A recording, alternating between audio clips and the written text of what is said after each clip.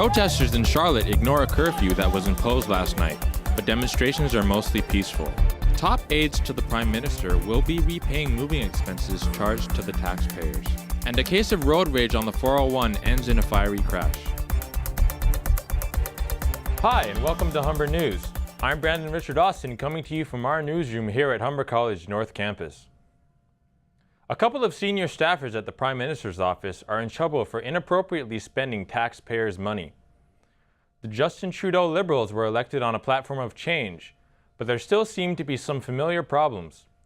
Two of the Prime Minister's most senior aides, Gerald Butts and Katie Telford, will pay back a combined $64,000 for moving expenses. It's not the first time that the Liberal government has come under fire for mishandling public money. The Environment Department spent more than $6,000 to get pictures of Catherine McKenna at the Paris Climate Change Conference. The Conservatives have been holding the Liberals accountable in Parliament for the recent splurges. Prime Minister Trudeau responded at a news conference in New York following his first UN address, saying they did not create the rules, they're just following them. Ontario Provincial Police are investigating a case of wild road rage in the GTA that ended in a fiery crash. The incident began on Highway 401 in Mississauga. Police say an SUV and a group of motorcyclists got into an altercation when the bikes allegedly blocked lanes. They pulled off the highway at Dixie Road. Police say the woman was assaulted when she stepped out of her vehicle. Her male passenger then jumped in the SUV and took off. Police say the motorcyclist chased him until he lost control, crashing into a wall. He escaped before it burst into flames. Both the man and the woman are in hospital with minor injuries. An update to the situation in Charlotte now. Protests are ongoing following the shooting of Keith Lamont Scott by city police. A curfew was imposed last night after a state of emergency was declared on Wednesday. Reports indicate that protesters ignored the curfew but were largely peaceful, with only one instance of clashing with police. The Charlotte Observer says the small group of protesters hurled the bottle at police but dispersed when officers countered with tear gas. Downtown marches remained peaceful, chanting for the release of police footage of Scott's shooting. The chief of police says they won't arrest curfew violators as long as they remain peaceful. To Moscow now, where 8 firefighters have died in a huge fire. The fire was at a large warehouse containing plastic materials. The roof collapsed while firefighters tried to extinguish the blaze. Officials say the firefighters were on the roof when it collapsed. It took emergency workers more than 14 hours to put the blaze out. Investigators are looking into the cause of the fire.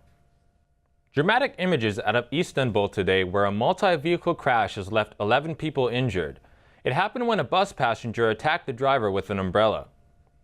Closed-circuit television shows the passenger and driver having an argument. Other passengers pulled the man away, but he came back moments later wielding an umbrella. The assault forced the driver out of his seat. The bus careened out of control into traffic on a busy highway.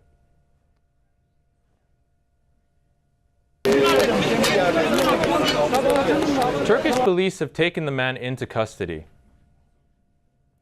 One of Costa Rica's largest and most active volcanoes has come to life. It's been spewing ash and smoke for hours, leaving a sulfuric smell and thick layers of ash on cars and homes. People are having to wear face masks to counteract the effects of the volcano. Some flights leaving San Jose's International Airport were delayed because of the smoke and ash, but things are now running normally. A new study shows that the well-known fitness pal, the Fitbit, is more likely to hinder workout results. Jefferson Marshall with more. The new study from the University of Pittsburgh took 400 participants, both male and female, from different age groups. It showed that the people that didn't wear their Fitbits had better results. In the fitness world, I haven't heard anything bad about it at the moment. I've heard only good things. As a fitness professional, we really look for ways to try to get people moving. And some people who may never step foot in a gym. And if a Fitbit reminds people to get up and walk and to do some activity that way, to maybe get proper sleep and all of that kind of thing, then I personally don't think that that can be a bad thing.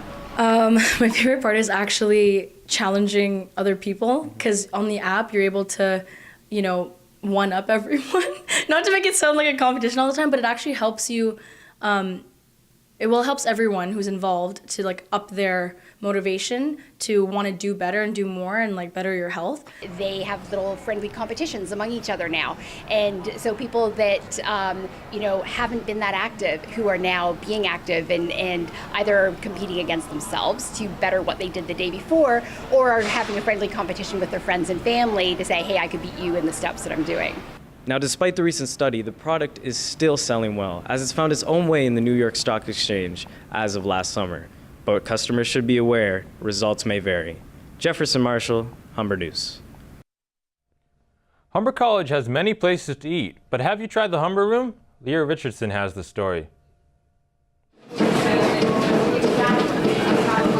The Humber Room officially opened September 20th. Culinary students are already busy preparing food.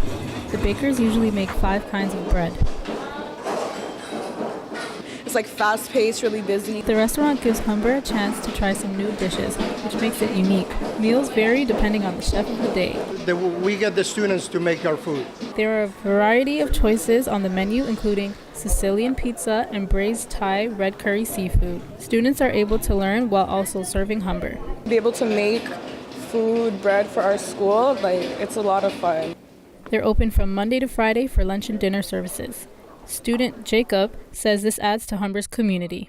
It definitely adds sort of a different kind of menu. If you're looking to try something new, come by the Humber Room. Leah Richardson, Humber News. Ever thought about how and where your coffee comes from? Ari Namora de los Reyes has a story on fair trade coffee. You can love it, you can hate it, and for some, you can't live without it. Coffee's become one of the world's most consumed drinks, and rightly so, as many students can't start their morning routine without grabbing a quick cup of joe. But almost little thought goes into growing and producing coffee. Van Hoot's Fair Trade brews ensure their coffee are made in accordance to their fair trade standards. Fair trade organizations help farmers to improve and plan for their future.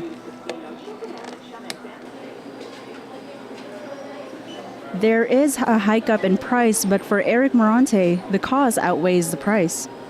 But for the extra buck that the people who deliver this service deserve, I think it's worth the money.